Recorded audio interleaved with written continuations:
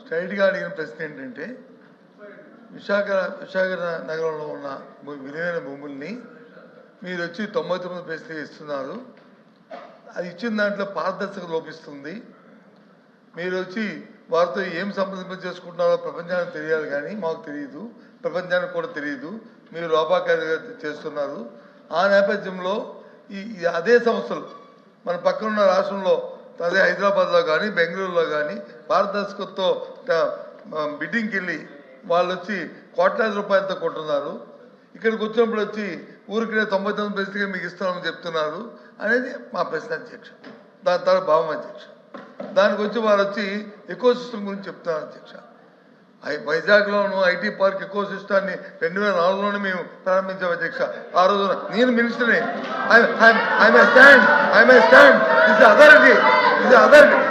IT park ని ఐటీని మీరు స్థాపించారు. బీజేపీ అధ్యక్ష. మీరు కాదు మీ నాన్నగారు వాళ్ళు చెప్తారు, మీ తండ్రి గారు వాళ్ళు చెప్తారు. 2014 2019 ఏం చేయాలో చెప్పండి. ఏదైతే 2019లో అధ్యక్ష 2019లో జగన్మోహన్ రెడ్డి అధికారంలోకి వచ్చిన తర్వాత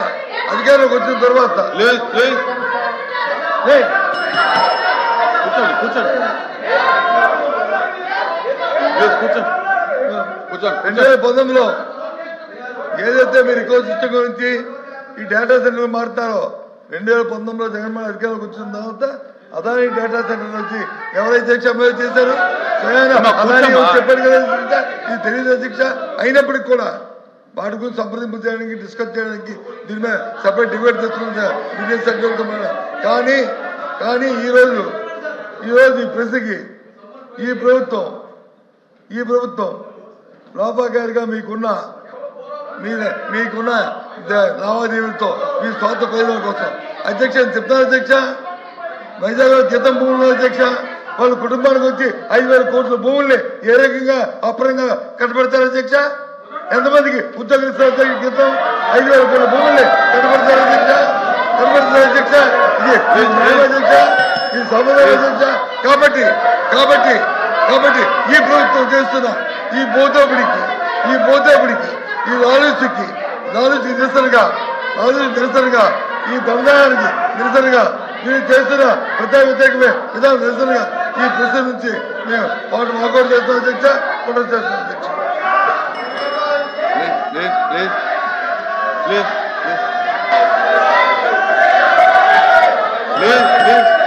మంత్రి గారు అధ్యక్ష ప్లీజ్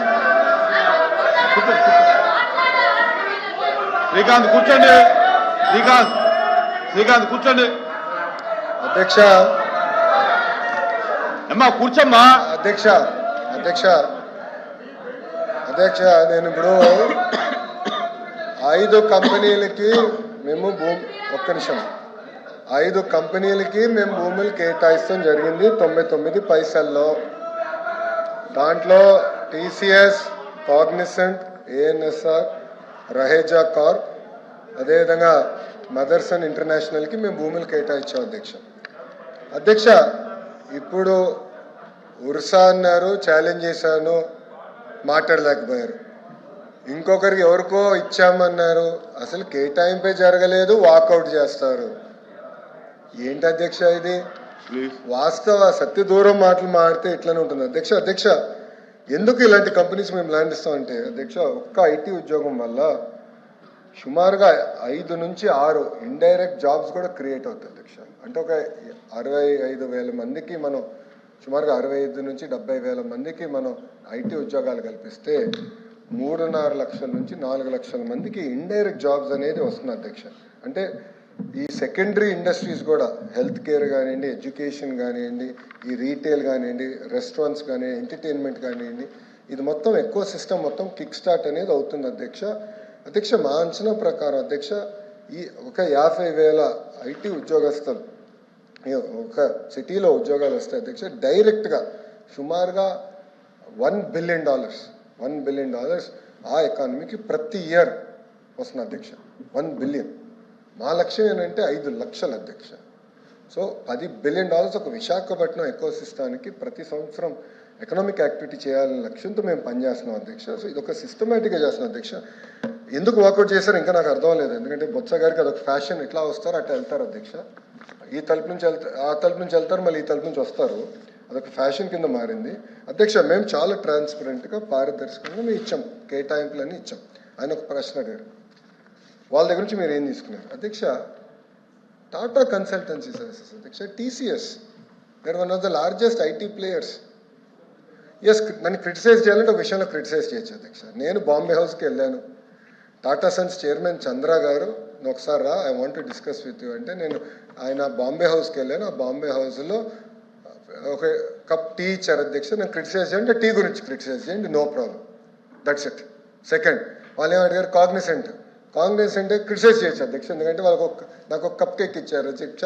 నేను వాళ్ళ ఆఫీస్కి వెళ్ళినప్పుడు, డావోస్లో వాళ్ళ షాలేకి వెళ్ళినప్పుడు, ఆ రోజు నా పుట్టినరోజు అధ్యక్ష, ఒక కట్టెసీగా కప్ కేక్లో క్యాండిల్ పెట్టి నా చేత బ్లో చేయించారు అధ్యక్ష. సింపుల్. నేను క్రిటిసైజ్ చేయాలంటే అది క్రిటిసైజ్ చేయండి, అంతేగాని ఆధారాలు లేకుండా ఏదో చేసాం అధ్యక్ష. మేము ఒక లక్ష్యంతో పెట్టుకున్నాం, ఉద్యోగాలు కల్పించాలనేది మా లక్ష్యం.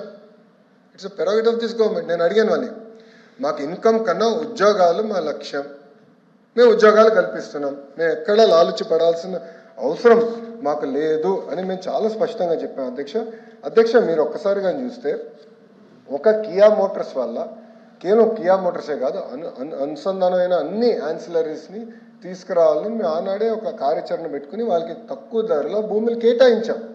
ఈరోజు ఒక్క కియా మోటార్స్ వల్ల ఆ ప్రాంతం మొత్తం రూపురేఖలు మారిపోయినాయి. ఎకో సిస్టమ్ అంటే అది అధ్యక్ష. ఇప్పుడు ఎకో సిస్టమ్ నేను ఇంకోటి చెప్తాను అధ్యక్ష. మేము సుమారుగా 22 సిటీస్ కడుతున్నాం. గ్లాస్ సిటీ వస్తుంది, ఎలక్ట్రానిక్ సిటీ వస్తుంది, renewable energy city, we're building now solar cell manufacturing, ingot wafer manufacturing city, ఈ మొత్తం డ్రోన్ సిటీ, ఇట్లా సుమారుగా 22 క్లస్టర్స్ అధ్యక్ష. స్పేస్ సిటీ అధ్యక్ష 300 ఎకరాలు ఇచ్చాం అధ్యక్ష. స్కై రూట్ అనే సంస్థకి 300 పైచులుగా ఎకరాలు మేము వాళ్ళకి భూమి ఇచ్చాం. ఎందుకు ఇచ్చాం? వాళ్ళు టెక్నాలజీ తయారు చేయాలి, లాంచింగ్ చేయాలి, ఆ ల్యాండ్ అవసరం అధ్యక్ష.